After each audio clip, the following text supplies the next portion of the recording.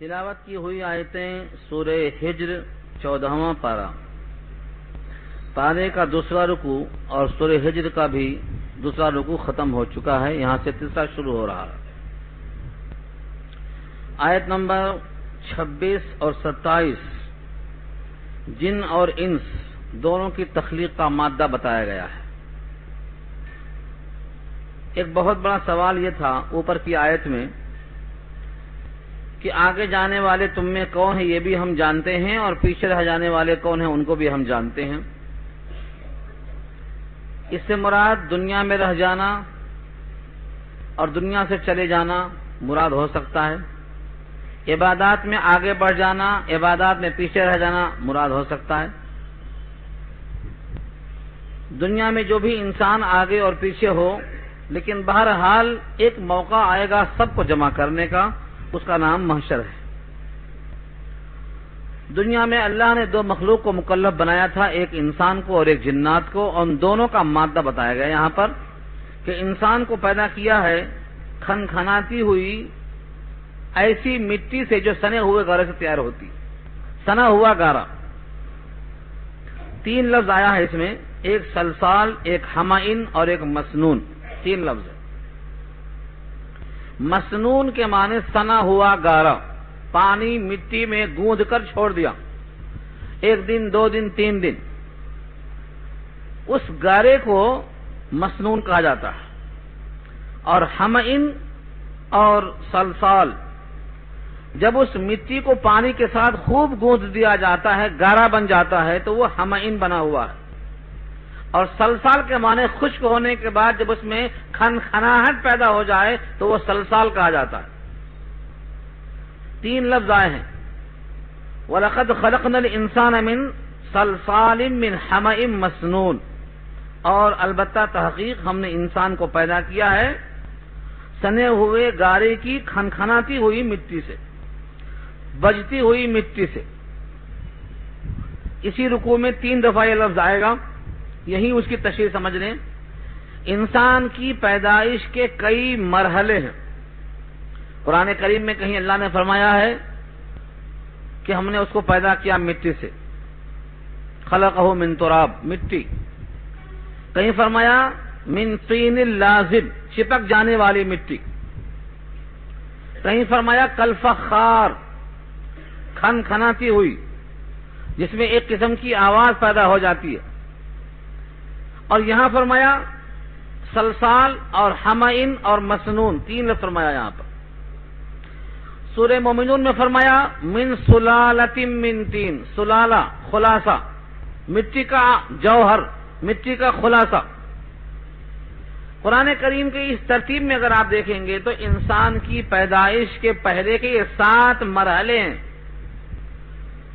مٹی پانی میں گوندھنے کے بعد ایک دم گارا نہیں بن جاتی. پہلے وہ مٹی ہے تراب، پانی ڈالنے کے بعد اب وہ گارا بن گئی، یہ ہے سلسال. مگر یہ گارا بننے کے بعد جب خشک ہوگی تب سلسال بنے گی، اور خشک ہونے سے پہلے یہ ہمائن ہے. اور جب سانا گیا ہے تو وہ مسنون ہے. اور جب گارا چھپکنے کے لائق ہو گیا ہے تو من طین لازب ہے. اور جب خوب پکا دیا گیا تو وہ کالفخار ہے. جب اس کا خلاصہ نکالا گیا تو وہ سلالۃ من طین ہے جس کا نام منی کا خطرہ بھی ہے. یہ خلاصہ ہے اس کا. مختلف مرحلے سے گزرتا ہوا انسان جب پہنچا، پتلے کی شکل میں تیار ہوا، اور اس میں اللہ تعالیٰ نے اپنی روح کو پھونکا.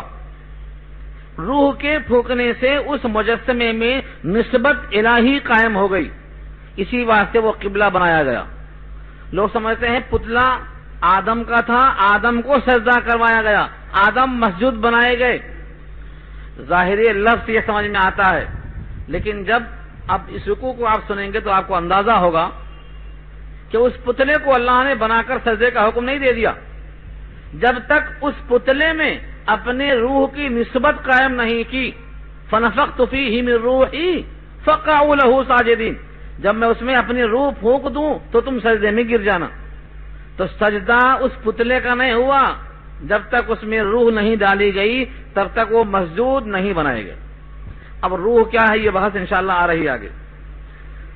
ترجمہ لفظی دیکھیے، وَلَقَدْ اور البتہ تحقیق، خلقنا الانسان انسان کو ہم نے پیدا کیا، من سے، سلسال کھن کھناتی ہوئی، من حمئن گارا، مسنون سنا ہوا، سنے ہوئے گارے کی کھن کھناتی ہوئی مٹی سے انسان کو ہم نے پیدا کیا۔ والجان خلقناہ من قبل من نار السموم، اور جان یہ جن ہے، اس کو جان کہا، اور الف لام کے ساتھ قواعد مد کے اعتبار سے اس کو کھینچنا بھی ہے۔ یہ مخلوق ہے جن، اس کی جمع جان لائے ہیں۔ اس جان کو ہم نے پیدا کیا، خلقناہ من قبل، اس سے پہلے، یعنی آدم کی تخلیق سے پہلے ہم نے اس کو پیدا کیا، من نار السموم، آگ کے شعلوں سے۔ سموم کے معنی آتے ہیں ایسی آگ کی شعائیں جس میں دھواں نہ ہو، کثافت نہ ہو، اس لو کو سموم کہتے ہیں۔ بلکہ اس کو اور واضح کرنے کے لیے میں عرض کروں کہ جب گرم ہوائیں تیز چلتی ہیں، ریگستان میں ریگ گرم ہو جاتی ہے، اور پتھریلے علاقے میں پتھروں میں خوب شدت اور حدت پیدا ہو جاتی ہے، اس میں سے جو گرم ہوائیں آتی ہیں اس کو سموم کہا جاتا ہے۔ باد سموم اسی گرم ہواؤں کا نام ہے۔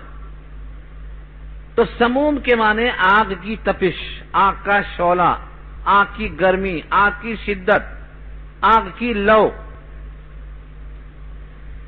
یہ کیوں کہا گیا کہ اس میں کثافت نہیں ہوتی؟ اگر آگ کے ساتھ اگر دھواں بھی ہے تو وہ کثیف ہوتا ہے، کثافت اس کے اندر پیدا ہوتی ہے، اور ایسی آگ جس میں دھواں کی کثافت بالکل نہ ہو تو وہ لطافتی ہوتی ہے۔ اور یہاں یہ کہا کر اشارہ کیا گیا ہے کہ اس جن کی مخلوق جو تخلیق ہوئی ہے اس کی، وہ ایسے آگ سے ہوئی ہے جس میں کثافت نہیں ہے بلکہ اس کی شعائیں ہیں، اس کی لو ہے، بالکل تیزی کے ساتھ۔ تو جناتوں کی تخلیق آگ سے، یعنی آگ کی لو سے اللہ نے پیدا فرمایا۔ یہ دونوں اس واسطے بتا دیا گیا کہ آگے چل کر ان دونوں کی بنیاد پر ایک مکالمہ آ رہا ہے، اور مکالمہ یہ ہے کہ جب اللہ نے جنوں سے پوچھا اور حکم دیا تو سب کے سب سجدے میں گئے، لیکن ان میں ساتھ میں رہنے والا شرکس، شیطان، ابلیس، یہ انکار کر بیٹھا اور سجدہ نہیں کرتا ہے۔ پوچھا گیا سجدہ نہ کرنے کی وجہ کیا ہے؟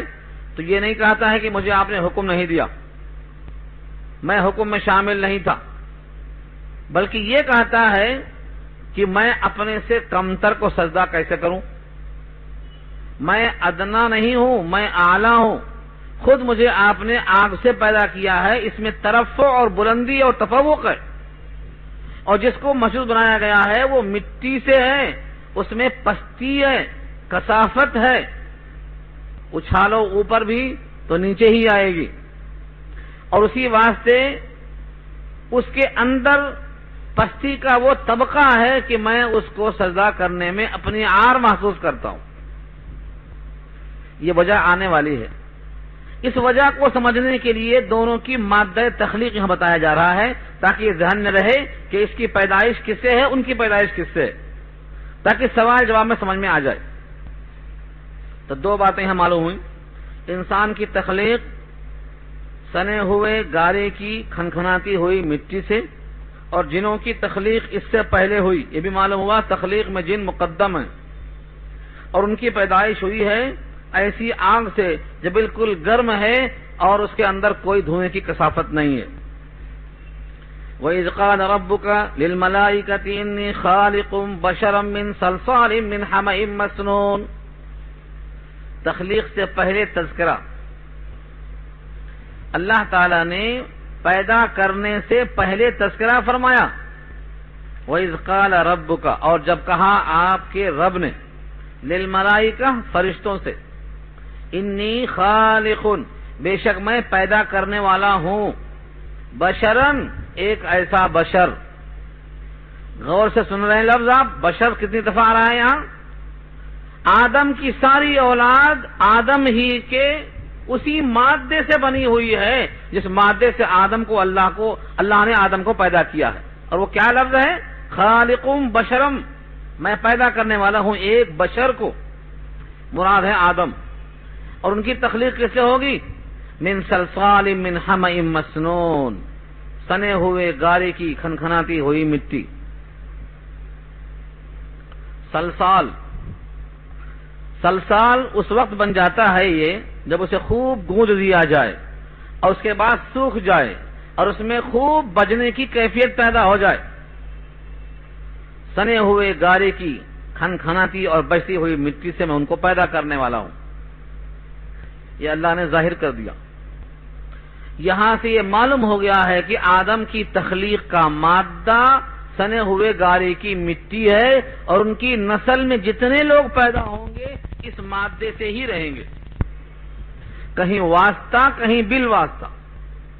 براہ راست مٹی کا پتلا یہاں تیار ہے اور بقیہ لوگ براہ راست نہیں ہیں، بلکہ مٹی کے بعد انسان کے درمیان کئی واسطے ہیں.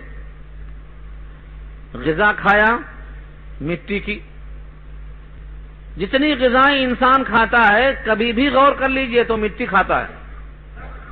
آلو کھایا تو مٹی، ٹماٹر کھایا تو مٹی، اور گیہوں چاول کھایا تو مٹی، اور میوے فواکہ کھائے تو مٹی.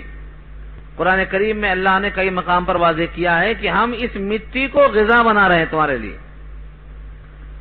بدلی ہوئی شکل ہے اور اسی غذا سے خون بنتا ہے اور اسی خون سے انسان کا مادہ منویہ بنتا ہے جس سے انسان پیدا ہوتا ہے. تو آدم کی تخلیق براہ راست مٹی سے ہوگی اور بقیہ ساری نسلوں کی تخلیق بھی مٹی سے ہوگی، لیکن اتنے درجوں کے بعد، اتنے واسطوں کے بعد پیدا ہوگی.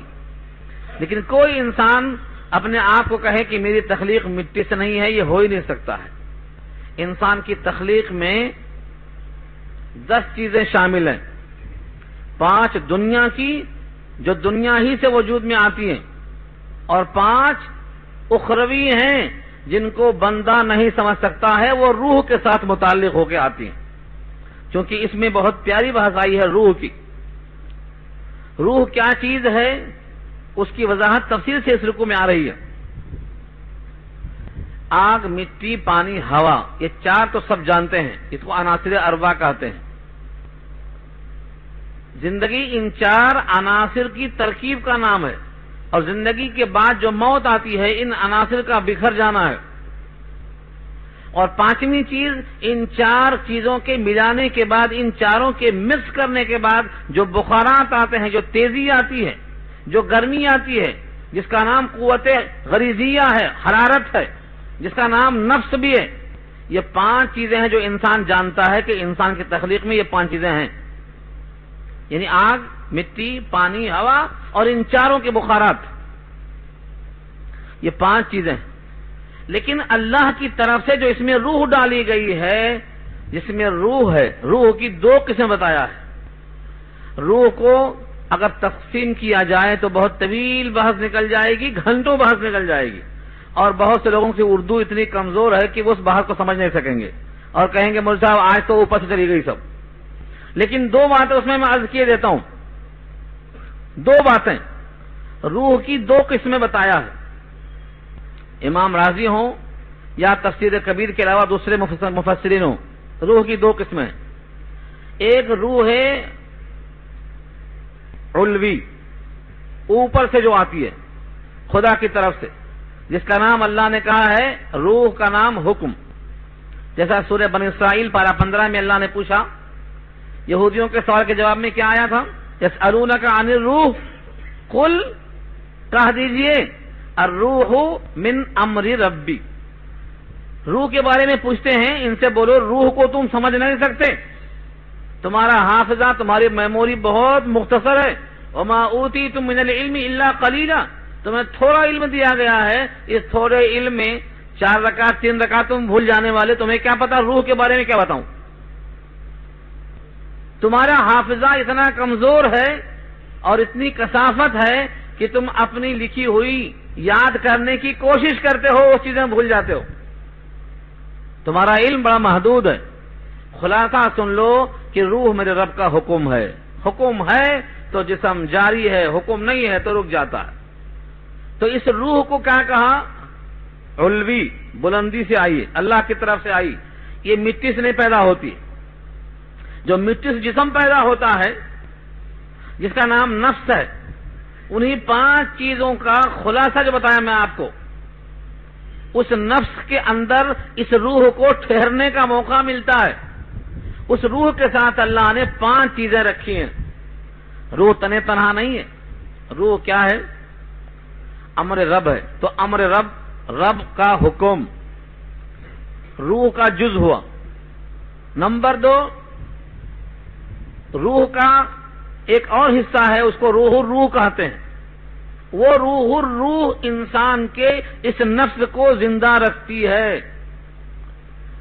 قلب کیا ہے؟ قلب کی حرکت، شریانوں کے اندر جو روح میں پہنچتی ہے عدت، وہ اسی روح کی وجہ سے پہنچتی ہے۔ آپ کا دل اس گرمی کو جسم کے رگ و ریشوں کے ذریعے سے سارے جسم کو جو گرم رکھتا ہے، جو حدت جو آتی ہے، یہ اسی روح کا کرشمہ ہے۔ وہ روح نکلنے کے بعد یہ نفس ٹھنڈا، اور اس کے توسط سے دل کے ذریعے سے شریانوں میں پہنچنے والی گرمی سب ختم ہو جاتی ہے۔ تو روح تو اللہ کا حکم ہے، مگر وہ روح اللہ کے پاس سے آتی ہے۔ جسم سارا کا سارا یہاں سے بنا ہے، لیکن وہ ایک ہی چیز ہے روح جو وہاں سے آتی ہے۔ پھر اس روح کے کتنے درجات ہیں اور کتنے اس کے مناقب ہیں اور اس کے کتنے درجات ہیں۔ قلب کیا ہے اور خفی کیا ہے، اخفا کیا ہے، یہ سب اس کے درجات ہیں، اس کی منزلیں ہیں۔ ان تمام کے اندر جانے سے پہلے ہم ایک چیز اور جاننا چاہ رہے ہیں۔ انسان اتنا اگر سمجھ لے کہ اس کائنات کی ہر چیز استعمال کرنے کے بعد ہمارا جسم تیار ہوا ہے، لیکن یہ جسم ہمارا نکما اور ناکارہ ہے جب تک کہ اللہ کا حکم اس کے ساتھ نہ جڑ جائے۔ وہ حکم الگ ہوا، اس جسم کی موت، وہ حکم، وہ روح باقی رہی، یہ جسم باحیات رہتی ہے۔ یہ سارا جسم اس پر موقوف ہے۔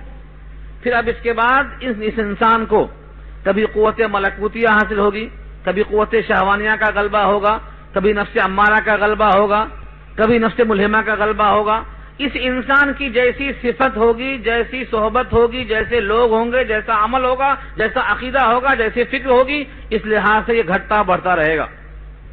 اعمال صالحہ روزے کی شکل میں حاصل ہوتے رہیں گے تو نفس مطمئنہ حاصل ہوگا، نفس لوامہ حاصل ہوگا۔ خواہشات پر چلتا رہا، ہمیشہ حرام خوری میں مبتلا رہا تو نفس امارہ بڑھتا جائے گا، یہاں تک کہ قوت شہوانیہ اتنی غالب آ جائے گی کہ انسان درندہ بن جائے گا اور وحشی بن جائے گا، اور انسان کے قتل کرنے میں ذرا بھی آر محسوس نہیں کرے گا۔ یہ صفت کہاں سے آئی؟ صحبت، علم، ارادہ اور فکر سے آئی۔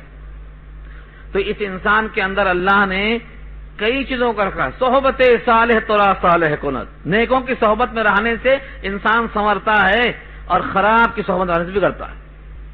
اب اس بگڑنے میں اور بننے میں کئی درجے پیدا ہوتے ہیں۔ اگر انسان توازن کے ساتھ رہتا ہے، حرام سے بچتا ہے اور اوامر جو اللہ کے ہیں ان کو بجا لاتا ہے تو بڑا اعتدال رہتا ہے، بڑا معتدل رہتا ہے، ہر ایک کو ہر ایک کا حق دینا جانتا ہے۔ بیوی کو بھی حق دیتا ہے، باپ کو بھی حق دیتا ہے، ماں کو بھی دیتا ہے، قرآن کو بھی دیتا ہے، نبی کو بھی دیتا ہے، ہر ایک کا حق ادا کرتا ہے۔ یہ کب ہو سکتا ہے؟ جب اس میں اعتدال ہو، توازن ہو، بیلنسنگ ہو۔ اس کا نام نفس مطمئنہ ہے۔ جب یہ مطمئن ہوتا ہے خدا کے حکم پر تو اس کے لیے ہر کام آسان ہو جاتا ہے۔ تو نفس مطمئنہ، امارہ، لوامہ، مطمئنہ کے علاوہ ملہمہ، یہ سب قرآن کریم کی اصطلاح ہیں۔ یہ اسی روح کے، اس نفس کے ملنے کے ساتھ اعمال صالحہ کی کثرت اور کمی کی وجہ سے یہ پیدا ہوتے ہیں، گھٹتے ہیں اور بڑھتے ہیں۔ اللہ نے فرمایا کہ اس انسان کو جو ہم مکمل تیار کر لیں، اس کا پتلا تیار کر لیں، اب سجدہ کے لائق نہیں ہوا۔ پتلا اللہ نے خود بنایا، فرمایا خلقت بیدی، میں نے اپنے ہاتھوں سے بنایا، لیکن ابھی اس کو سجدہ نہیں کیا جائے گا۔ پتلا تیار، اس میں آگ ہے، مٹی ہے، پانی ہے، ہوا ہے، اس کے بخارات ہیں، لیکن ابھی یہ مٹی کا پتلا ابھی مسجود ملائکہ بننے کے لائق نہیں ہوا۔ آگے جملہ ہے فَإِذَا سَوَّيْتُهُ، پس جب میں اس کو پورا ٹھیک کر لوں، سویتہ، سوا یسوی کے معنی برابر کرنا، درست کرنا، ٹھیک کرنا. جب میں اس کو بالکل ٹھیک کر چکوں اور بنا چکوں، وَنَفَخْتُ فِيهِ مِن رُوحِي، اور اس میں میں پھونک چکوں اپنی روح. نفخت پھونکوں، فیہ اس میں، نفخت فعل ماضی ہے، جن کو عربی ذرا ذرا آتی ہے وہ پریشان نہ ہو. نفخت فعل ماضی ہے اور پھونک میں نے مار دیا نہیں، اذا داخل ہے. کبھی بھی ماضی پر اذا آ جائے تو معنی مستقبل کا ہوگا. اور جب میں اس کو ٹھیک ٹھیک بنا چکوں اور اس میں پھونک مار چکوں، فیہ اس میں، اپنی روح، من روحی، اپنی روح میں سے، فقعوا لہ ساجدین، تو تم پڑ جانا اس کے لیے سجدہ کرتے ہوئے. تو سجدہ کس کا ہوا؟ پتلے کا ہوا یا روح کا ہوا؟ روح والے پتلے کا سجدہ کرنا ہے، تو گویا روح اللہ کا حکم ہے. اب یہاں سے ایک بہت بڑا اشکال کیا ہے جن لوگوں نے حضرت عیسیٰ کو خدا کا بیٹا کہا ہے اس واسطے کہ وہ روح اللہ ہیں. ہاں، سوال کا جواب ذہن نشین کر لو. حضرت عیسیٰ کو اللہ کا بیٹا کیوں کہا؟ کیونکہ اللہ نے قرآن کریم میں کہا ہے القاہا الی مریم وروح منہ. اللہ تعالیٰ نے عیسیٰ کو مریم کی طرف القاء کیا ہے، یعنی ان کو ڈالا ہے اور ان کو اپنی روح قرار دیا ہے. روح منہ کہتے ہیں جب اللہ کی وہ روح ہیں، اور اللہ کی جب روح ہیں تو اللہ کی جزئیت آ گئی اس میں، جز، حصہ. جب اللہ کی طرف سے وہ روح ہیں تو وہ اللہ کا حصہ ہیں، یہی تو ہے بیٹا ہونا. ہر عیسائی وہیں سے استدلال کرتا ہے کہ اللہ کے وہ بیٹے ہیں.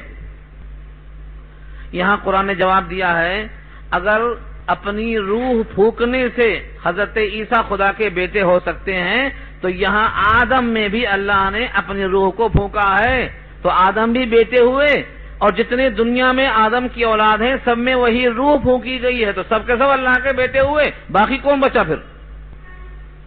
اس لیے اس روح کے پھونکنے سے کوئی بیٹا نہیں بن جاتا. روح کو جز کر کے ٹکڑے نہیں کیا جا سکتا. روح ان چیزوں میں سے ہے جس کے جز نہیں بنائے جاتے. یہاں پر جو ہے من، ایک من آتا ہے جس کو کہتے ہیں تبعیضیہ، جیب میں سے پیسہ نکال. تو مطلب کیا ہوا؟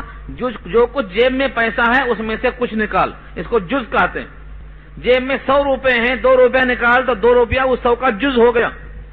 اس کام کے واسطے لفظ من آتا ہے، من روحی. تو یہ کہتے ہیں کہ وہ اللہ کی روح میں سے ایک ٹکڑا اس میں ڈالا گیا. حالانکہ من تبعیض کے لیے ہر جگہ نہیں آتا، ہر جگہ من تبعیض کے لیے نہیں آتا، کیونکہ روح ایسی چیز نہیں ہے جس کے ٹکڑے کیے جائیں. روح اللہ کا وہ حکم ہے جس کے ٹکڑے نہیں کیے جا سکتے. لہذا یہاں من تبعیضیہ نہیں ہے بلکہ من زائدہ ہے. اور من زائدہ حسن کلام کے لیے کلام پاک میں کثرت سے استعمال ہوا ہے. کہاں کہاں من زائدہ ہے اگر آپ کو دیکھنا ہے تو کبھی فرصت میں لے کے بیٹھیں. کلام پاک میں کہاں کہاں من زائدہ ہے. من زائدہ عربی کلام میں حسن کلام کے لیے بہترین سرمایہ ہے. فرمایا نفخت فیہ من روحی، پھونکوں میں اس کے اندر اپنی روح کو، فقعوا لہ ساجدین، تو تم سب پڑ جانا ان کے لیے سجدہ کرتے ہوئے. تو در حقیقت سجدہ کس کا ہوا؟ پتلے کا نہیں ہوا. پتلے میں جو روح ہے وہ اصل روح جو ہے مسجود بنائی گئی ہے اور آدم ظاہر ہو رہے ہیں اس کے لیے. قبلہ کو اہل نظر قبلہ نما کہتے ہیں، یہی مراد ہے. آج جو بیت اللہ کی طرف منہ کرتے ہیں وہ بیت اللہ کی طرف نہیں، وہ تو ایک سمت ہے. اس سمت کی طرف جس کا حکم ہے منہ کرنے کے لیے وہ ذات الہ مراد ہے، ہم ان کی طرف رخ کرتے ہیں. اس واسطے آپ کہتے ہیں انی وجہت وجہی للذی فطر السماوات والارض حنیفا وما انا من المشرکین. بے شک میں نے اپنی توجہ کی ہے، اپنا چہرہ کیا ہے اس ذات کے لیے جو ذات سارے جہان کے واسطے معبود کا درجہ رکھتی ہے، جس نے پیدا کیا زمین اور آسمان کو، اور میں اسی ایک کی طرف متوجہ ہوں اور میں کسی کو اس کے ساتھ شریک نہیں کرتا. یہ نیت کرنے کا مطلب کیا ہوتا ہے؟ آپ اس دیوار کی طرف رخ ضرور کرتے ہیں لیکن آپ کی فکر اور آپ کو اطاعت کا جو جذبہ ہے وہ اللہ کی اطاعت کرنا ہے. اسی واسطے شاعر کہتا ہے حاجیو ہے ہم کو گھر والے سے کام، گھر کے محراب و ستون سے کیا غرض. تو یہ چیز دکھانے کی ہے کہ آدم کو سجدہ ہوا، اصل میں آدم میں اللہ نے روح پھونکا ہے، اس مناسبت سے سجدہ کرنے کا حکم دیا گیا. اس صاحب کہتے ہیں کہ دیکھو توحید بڑی اہم چیز ہے. توحید کے بغیر سارے اعمال نکمے اور ناقص ہیں، لیکن توحید جو نری توحید ہو، جس میں باغیانہ اور سرکشیانہ انداز ہو، وہ توحید یہاں دیکھو نظر آتی ہے. سب نے سجدہ کر لیا، سب کے سب سجدے میں گر گئے.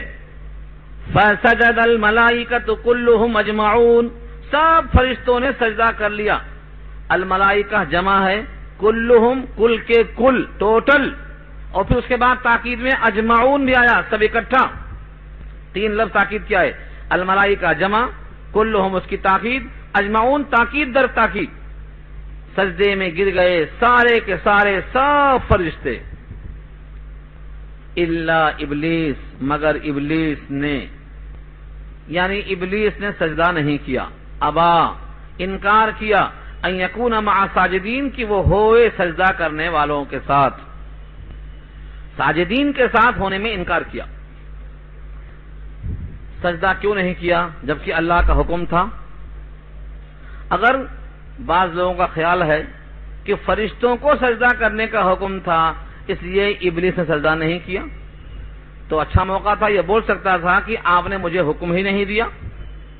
لیکن یہ نہیں کہا اس نے کہ آپ نے مجھے حکم نہیں دیا، بلکہ یہ کہتا ہے کہ میں سجدہ ایسوں کو کیسے کروں جو مجھ سے کمتر ہیں. اس کا مطلب سجدے کا حکم تھا اس کو، اور یہ اپنے تکبر کی بنیاد پر سجدے سے انکار کر دیا، اپنے انا کی بنیاد پر انکار کر دیا. ابا، انکار کیا، ان یکون مع ساجدین، کی ہوئے وہ سجدہ کرنے والوں کے ساتھ. قال یا ابلیس، کہا اللہ تعالی نے اے ابلیس، براہ راست مخاطب ہوا ہے ابلیس، ما لک الا تکون مع ساجدین، کیا ہو گیا ہے تجھ کو یہ کہ تو نہیں ہوا سجدہ کرنے والوں کے ساتھ؟ یعنی تجھے کیا امر باعث ہوا، کیا وجہ بنی، کیوں ایسا ہوا کہ تو نہیں ہو سکا سجدہ کرنے والوں کے ساتھ؟ اب اس نے خود وجہ بتا دیا. قال، ابلیس نے کہا، لم اکن، میں نہیں ہوں، لاسجد لبشر، کہ میں ہو جاؤں سجدہ کرنے والا کسی ایسے بشر کے لیے، خلقتہ من صلصال من حمأ مسنون، جس کو آپ نے پیدا کیا ہو سنے ہوئے گارے کی کھنکھناتی ہوئی مٹی سے. میں سجدہ کرنے والا اس کو نہیں ہوں. یہاں اتنا ہی کہا ہے، علت بیان نہیں کی ہے. بقیہ سورہ اعراف میں یہ علت بیان کی ہے، انا خیر منہ، میں اس سے بہتر ہوں. خلقتہ من نار، خلقتہ من نار وخلقتہ من طین، خلقتنی من نار وخلقتہ من طین، مجھ کو آپ نے پیدا کیا آگ سے، اس کو پیدا کیا مٹی سے، لہذا میں اس سے بہتر ہوں. یہ علت کو اس نے بیان کیا. یہاں اشارہ اسی کی طرف ہے کہ میں ایسے بشر کو سجدہ کرنے والا نہیں ہوں جس کو آپ نے پیدا کیا ہے کھنکھناتی ہوئی مٹی سے. دیکھا آپ نے، حکم الہی کا انکار ہے. یہاں سے معلوم ہوا ایسی توحید کہ خدا کا حکم بھی ٹھکرا دے. خلاصہ کیا بنا اس کا کہ ابلیس گویا یوں کہتا ہے کہ میں اتنا بڑا موحد ہوں کہ میں سجدہ صرف آپ کو کروں گا اور آپ کے حکم سے بھی آپ کے غیر کو سجدہ نہیں کروں گا. یہ تو ہوا، میں اتنا بڑا موحد ہوں کہ سجدہ صرف آپ کو کروں گا اور آپ کے حکم سے بھی آپ کے غیر کو سجدہ نہیں کروں گا کیونکہ وہ مجھ سے کمتر ہے. اگر یہ توحید ہے تو ایسے موحدین کا یہی انجام ہونے والا ہے جو محبت سے خالی ہے، اطاعت سے خالی ہے. جہاں خدا کا حکم آ جائے وہاں اپنی عقل کو بالائے طاق رکھنے کا حکم ثابت ہوا. جہاں اللہ کا حکم صراحتاً آ جائے وہاں اپنی عقل استعمال نہیں کرنا یہاں سے ثابت ہوتا، اور جہاں رسول اللہ کا حکم صراحتاً آ جائے وہاں بھی اپنی عقل کا استعمال نہیں کرنا یہاں ثابت ہوتا. اب کچھ لوگ کہتے ہیں کہ دیکھو بھائی زمانہ ایسا آ گیا ہے کہ اب ٹائی کے بغیر نہیں چلتا، ٹائی پر قیاس کرو، نیا مسئلہ پیدا کرو، اجتہاد کرو، کچھ کوشش کرو. پائجامہ ٹخنے سے نیچے نہیں چلنے والا تھا، لیکن اب زمانہ پینٹ کا ہے، ضروری ہو گیا ہے. کچھ اجتہاد کرو. ایسے مسائل میں اجتہاد کرنا جہاں نص ہے، نص یعنی صراحت ہے رسول اللہ کے حکم کی، اگر کوئی وہاں اپنی عقل کو دخل دیتا ہے تو ان کا بھی انجام یہی ہوگا جو یہاں ابلیس کا ہوا ہے. کیوں؟ اپنی عقل کا استعمال وہاں نہیں کر سکتے جہاں صراحتاً حکم آ گیا ہو اللہ و رسول کا. آپ اجتہاد وہاں کریں گے جہاں رسول اللہ کا اور اللہ کا حکم صراحتاً موجود نہ ہو. وہاں پر علت کی بنیاد پر اجتہاد کی گنجائش ہوتی ہے. ہر جگہ اجتہاد کا مطلب یہ نہیں ہوتا ہے کہ حکم صریح موجود ہے اور آپ اجتہاد کر رہے ہیں. اگر ایسا درست ہوتا بفرض محال، سپوز تھوڑی دیر کے لیے آپ کی بات مان لیں کہ اللہ کا حکم بھی ہے، رسول اللہ کا حکم ہے، پھر بھی اجتہاد کرنا چاہیے، تو چلو یہاں اجتہاد کر کے دیکھو ابلیس کا بیان غلط ہے کیا؟ ابلیس کا کون سا جملہ غلط ہے یہاں؟ کیا یہ سچ نہیں ہے کہ آدم مٹی سے بنایا گیا؟ کیا یہ غلط ہے کہ آدم مٹی سے تیار ہوئے اور مٹی میں پستی ہے، اور ابلیس آگ سے پیدا ہوا ہے اور آگ میں ترفع اور بلندی ہے؟ اس میں کیا خرابی ہے؟ کون سا جز غلط ہے اس کا؟ اس کی غلطی صرف یہ ہے کہ صریح حکم الہی کے ہوتے ہوئے اپنے عقل کا استعمال کیا، یہ خرابی ہے اس کی. لہذا اللہ و رسول کا صراحتاً حکم ہوتے ہوئے اجتہاد نہیں کیا جا سکتا، ورنہ یہ نوبت آنے والی ہے. ٹخنوں سے نیچا پاجامہ حضور کا حکم ہے. ٹائی کے بارے میں یہ واضح ہے کہ یہ علامت صلیب ہے. عیسائیوں کا عقیدہ ہے کہ عیسیٰ کو سولی پر چڑھا دیا گیا اور امت کے سارے گناہوں کا کفارہ دے دیا. یہ اس کے سولی پر چڑھائے جانے کی علامت لگا کر پھرتے ہیں گلوں میں، جبکہ قرآن صاف کہتا ہے وما قتلوہ وما صلبوہ ولکن شبہ لہم. نہ ان کو قتل کیا گیا ہے نہ ان کو سولی پر چڑھایا گیا ہے، لیکن معاملہ مشتبہ ہو گیا ان کے اوپر. صلبوہ کی نفی کرتا ہے قرآن، اور یہ صلیب کی علامت لیے پھرتے ہیں اپنے گلوں میں. اجتہاد کی یہاں گنجائش نہیں ہے کیونکہ صراحتاً حکم موجود ہے. حکم الہی کے ہوتے ہوئے اجتہاد ناجائز. کھڑے ہو کر پیشاب کرنا، کچھ لوگ یہاں بھی اجتہاد کرتے ہیں. بھائی آج کل زمانہ ایسا ہے، اجتہاد کیا جائے. زندگی میں ایک دفعہ آپ نے بیٹھ کے استنجا اس واسطے کیا ہے تاکہ جواز ثابت ہو جائے. کوئی عذر ہے، مجبوری ہے، کبھی ایسا ہو گیا، اپنے کپڑوں کو بچانے کے ساتھ ساتھ گنجائش ہے، لیکن عادت بنا لینا یہ جائز نہیں ہو سکتا، یہ درست نہیں ہو سکتا. تو یہاں سے ہمیں اصول ملتا ہے کہ اپنی عقل کو ہر جگہ نہیں لگانا. نہ ہر جائے مرکب تواں تاختن کہ جہاں سپر باید انداختن. جیسے اس نے کہا کہ میں نہیں ہوں سجدہ کرنے والا بشر کو جس کو آپ نے پیدا کیا ہے کھن کھناتے ہوئے گارے کی مٹی سے. اللہ نے فرمایا قال فاخرج منها فإنك رجيم، کہا نکل تو یہاں سے، یعنی آسمان سے باہر جا. منہا کی ضمیر آسمان جہاں یہ موقع پیش آیا. یہ پورا کا پورا واقعہ پتلا بنانے کا، سجدہ کرانے کا، یہ آسمان پہ پیش آیا. وہاں سے نکلنے کے واسطے حکم دیا اللہ نے، فخرج، نکل یہاں سے. فإنك رجیم، بے شک تو رجیم ہے. رجیم کے معنی مرجوم، مردود کے معنی میں. اسی لیے آپ کہتے ہیں اعوذ باللہ من الشیطان الرجیم، وہ رجیم یہی ہے.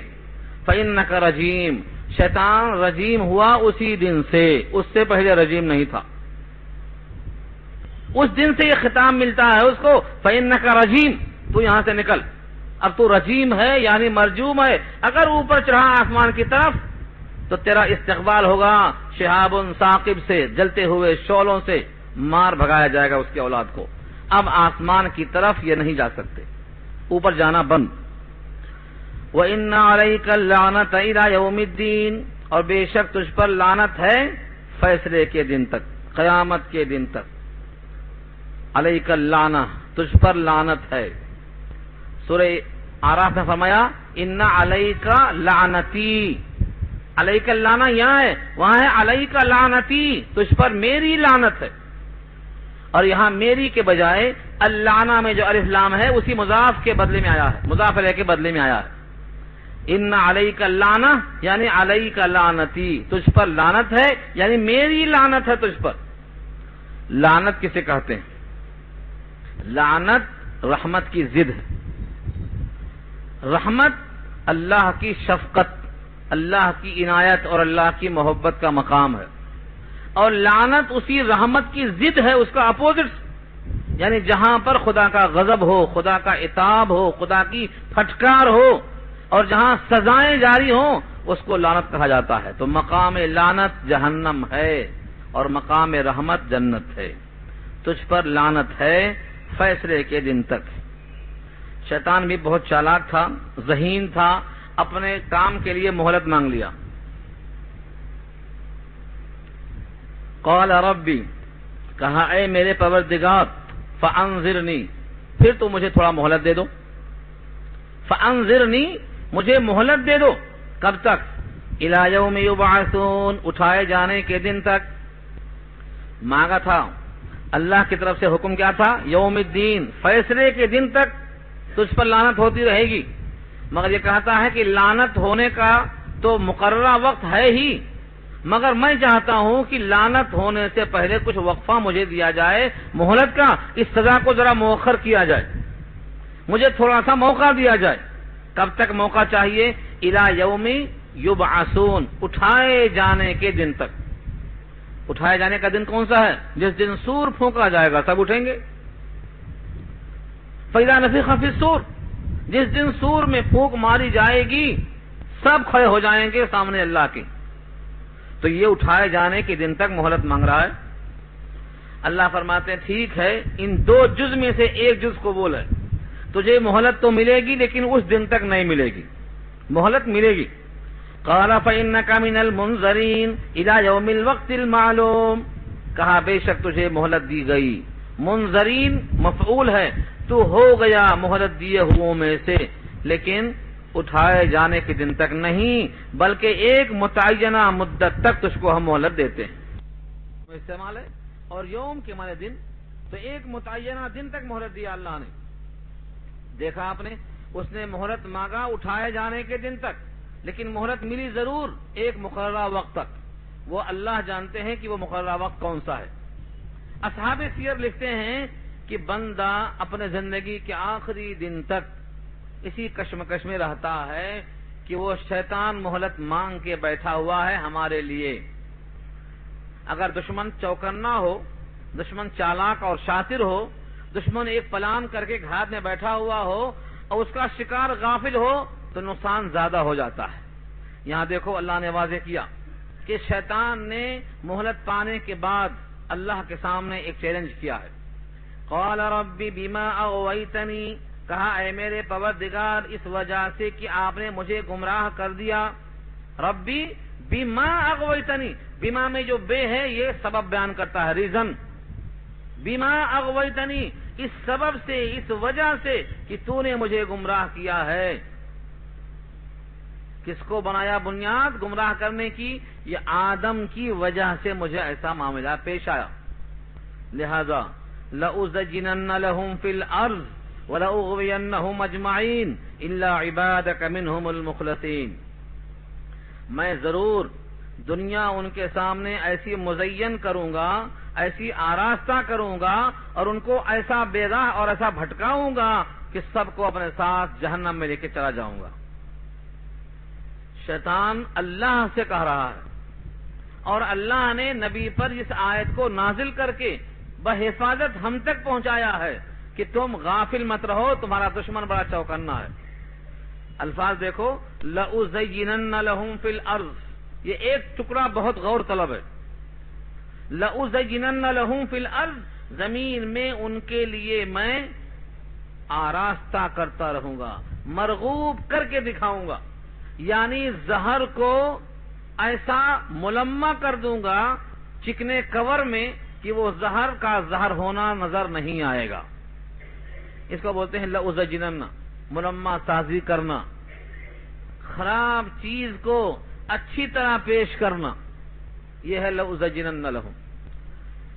اب دیکھو شیطان کیسے کیسے گمراہ کرنے کے لیے دنیا میں مرغوب چیزیں کیسے پیش کرتا ہے۔ سود کا مقام جہنم ہے، لیکن سود کو کیسا رنگین کیا، اندازہ ہے؟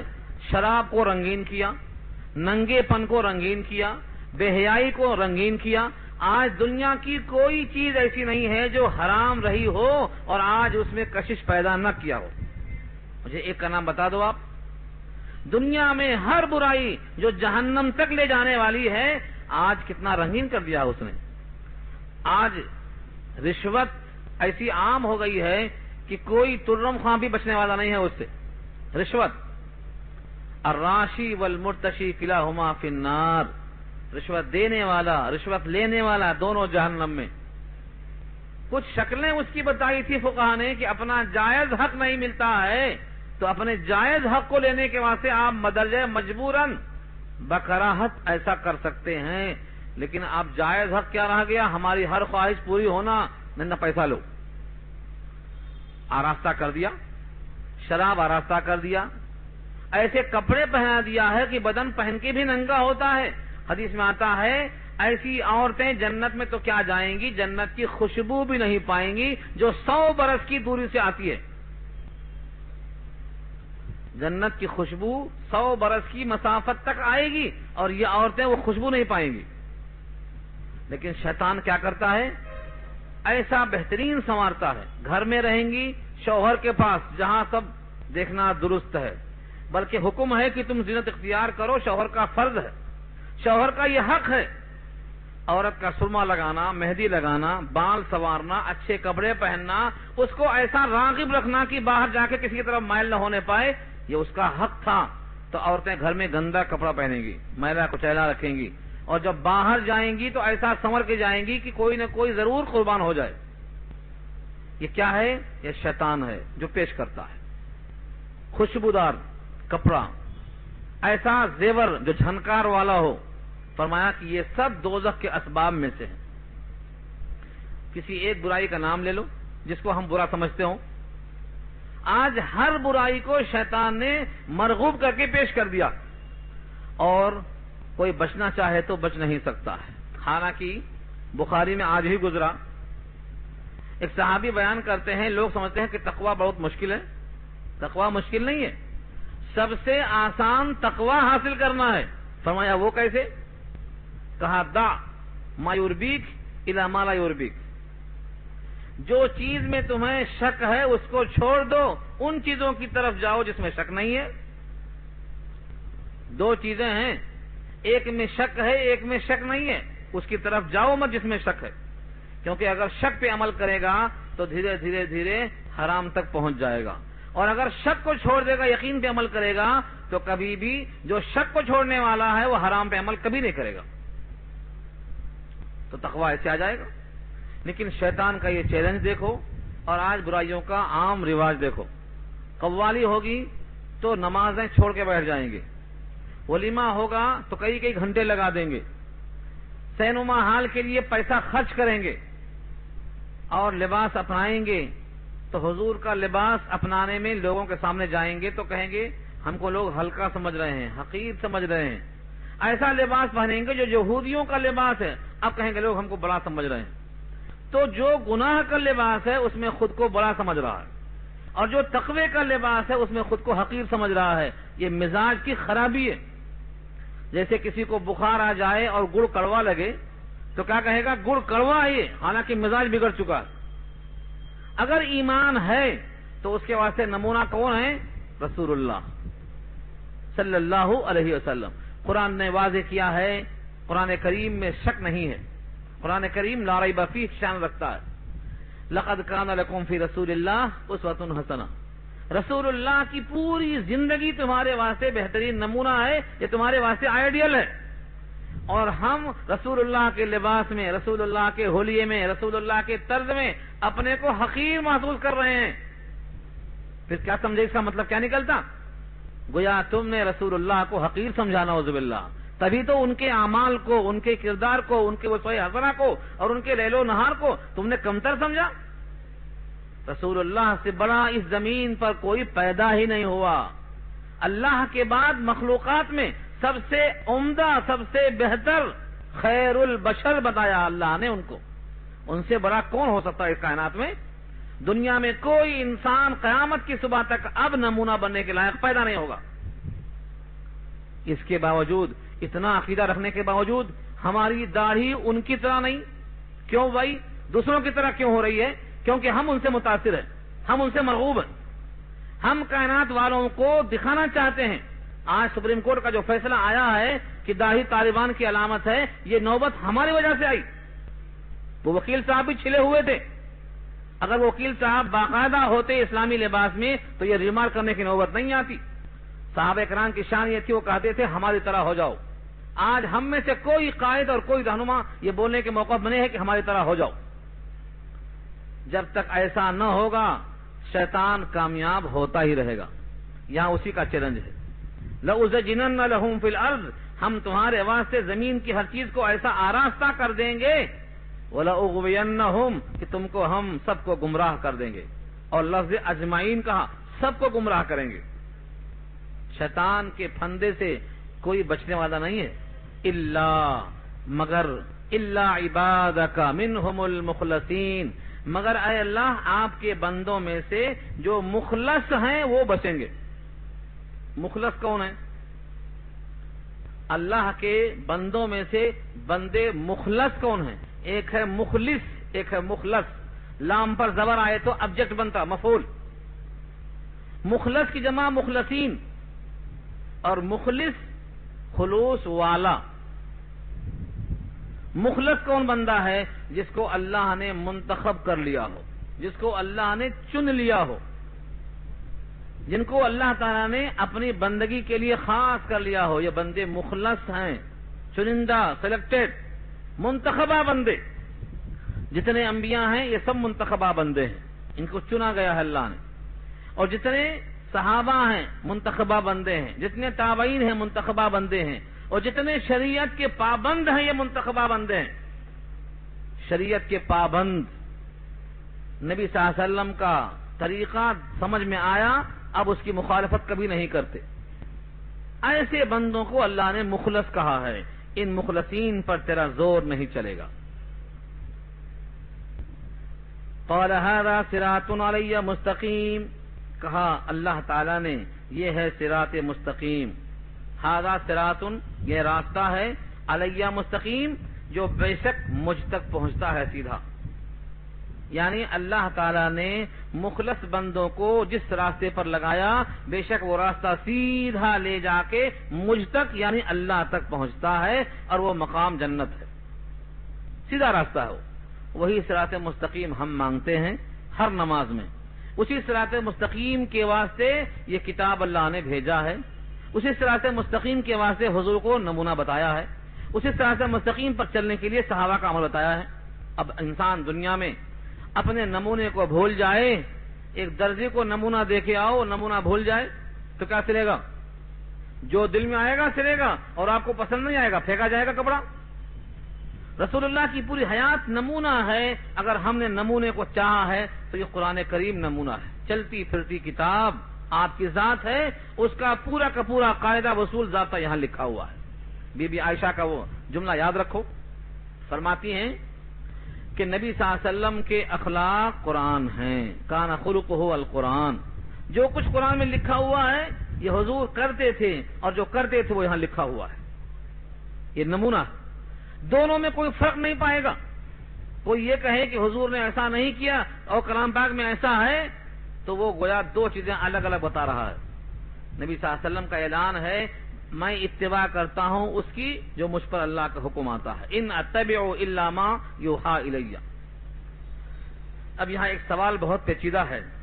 اللہ تعالیٰ نے یہ واضح کیا کہ میرے بندے جو ہوں گے مخلص بندے، وہ میرے صراط مستقیم پر چل کر مجھ تک پہنچیں گے، اور اس پر تیرا زور نہیں چلے گا. ہاں، ان عبادی لیس لک علیہم سلطان الا من اتبعک من الغاوین. یہ آیت سمجھو. بے شک میرے بندے کہ نہیں ہے تیرے لیے ان پر کوئی قابو مگر جو اتباع کر لے تیری گمراہ لوگوں میں سے. آدم سے لے کر ایدم اللہ کا یہ وعدہ باقی ہے کہ جو میرے مخلص بندے ہیں ان پر تیرا زور نہیں چلے گا. تیری اتباع جو خود کر لیں گمراہ لوگ ان پر تیرا زور چلے گا، تو ان کے ساتھ جہنم میں چلا جا. لیکن جو میرے بندے ہیں ان پر تیرا زور نہیں چلے گا. مفسرین لکھتے ہیں کہ یہ شیطان نے آدم سے حسد کیا تھا اور اپنا پورا زور آ کے آدم پہ ہی لگا دیا. اور جنت میں سے ان کو بھی باہر نکلوایا. یہ درخت کا پھل جو روکا گیا تھا کھانے کی ترغیب دے کے کھانا کھلا دیا تو وہاں تو کامیاب ہوگا. اور یہاں وعدہ اللہ کا یہ ہے کہ میرے بندوں پر تیرا زور نہیں چلے گا. تو آدم مخلص ہیں اور مخلص ہیں، منتخبہ بندے ہیں، ان پر زور کس طرح چل گیا. بعض صحابہ کرام سے بھی ایسی لغزشیں ہوئی ہیں کہ ان کو سنگسار کیا گیا. یہ شیطان کا زور کس طرح چل گیا؟ ان دونوں سوالوں کا ایک ہی جواب ہے.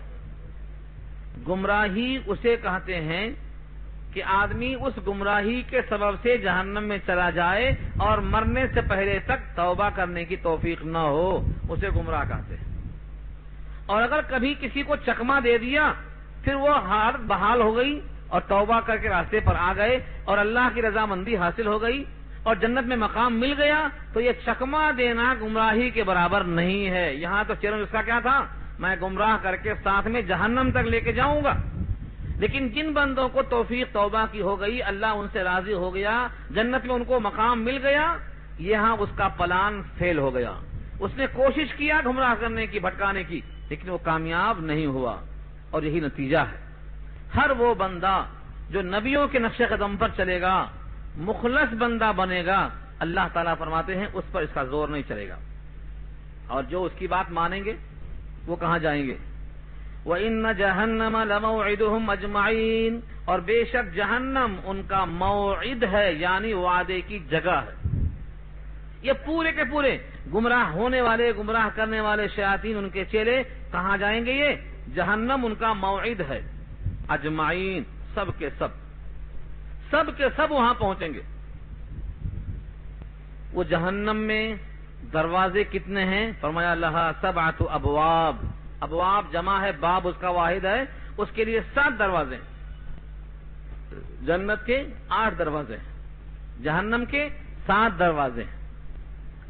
جس طرح جنت کے اندر اللہ تعالی نے 8 دروازے رکھے ہیں، ان کی مصلحت تو انہی کو معلوم، لیکن رغبت ہے، تشویق ہے.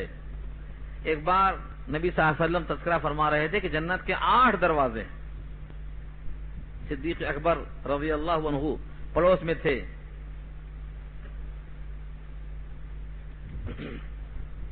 انہوں نے سوال کیا کہ اللہ کے نبی، بھلا کوئی بندہ ایسا خوش نصیب ہوگا کہ جس کے داخلے کے لیے ہر دروازے سے آواز آئے؟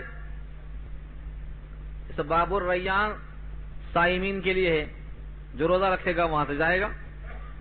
لیکن ایسا کوئی خوش نصیب بندہ ہے کہ ہر دروازے سے آواز آئے تم میرے ساتھ آ جاؤ؟ فرمایا نبی صلی اللہ علیہ وسلم نے، ہاں وہ خوش نصیب بندہ اے ابو بکر، مجھے امید ہے کہ تم ہو. جنت کے 8 دروازوں میں سے ہر دروازہ آواز لگائے گا کہ تم اپنے گزرنے کے ذریعے سے مجھ کو شرافت بخشو.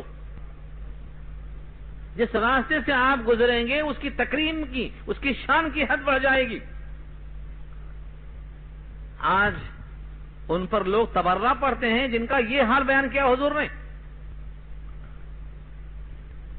سیدنا صدیق اکبر آپ کا ہے پہلا نمبر. چوتھے کو جو پہلا کہتا ہے چوے کا پہاڑا بھولا ہے، سیدنا صدیق اکبر آپ کا ہے پہلا نمبر. صدیق اکبر کی شان. 7-8 دروازے سب پکاریں گے.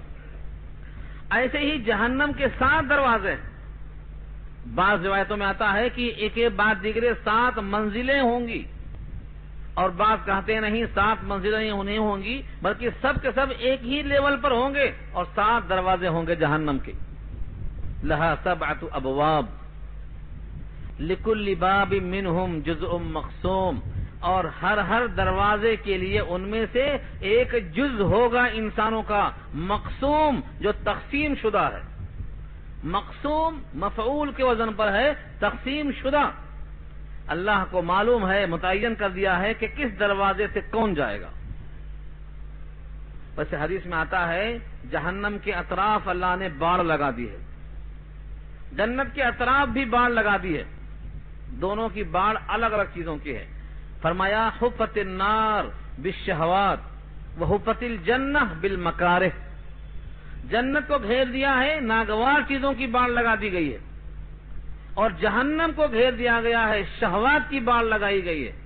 خواہشات پوری کرنے والا جہنم کی طرف جائے گا، اور ناگوار چیزوں پر عمل کرنے والا جنت کی طرف جائے گا، کیونکہ انسان کا جو نفس ہے یہ خواہشات کی تکمیل کرانا چاہتا ہے۔ اسی واسطے سب سے افضل عمل وہ ہے جو نفس پہ ناگوار گزرتا ہے۔ افضل الاعمال ما اکرہت علیہ النفوس، جس پر نفس کو ناگواری پیدا ہوتی ہے وہ افضل اعمال ہے۔ اس لیے بندے کو لازم ہے کہ شیطان کے شر سے اپنے کو بچانے کی فکر کرے، جن حرام چیزوں کو اس نے آراستہ کر کے پیش کیا ہے اس کے زہر کی آلودگی کو محسوس کرنے کی کوشش کرے، اور سمجھ لے کہ اللہ کی رضا صرف اور صرف نبی کے طریقے میں ہے، اور اللہ کی رضا صرف اور صرف قرآن کریم پر چلنے میں ہے، اس کے سوا حاصل نہیں۔ اب یہاں سے ان متقیوں کا بیان شروع ہوتا ہے، نیا رکوع آ رہا ہے کہ متقی جنت میں کس شان سے داخل ہوں گے۔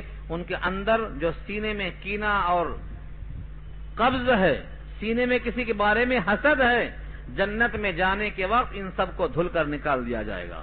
ایسی بہترین چیز پلائی جائے گی کہ سب کا دل صاف ہو جائے گا، جنت میں کوئی کسی کو دیکھ کر دل میں کسک محسوس نہیں کرے گا۔ اس پر کلام انشاءاللہ آئندہ ہوگا، آپ حضرات دعا فرما لیں۔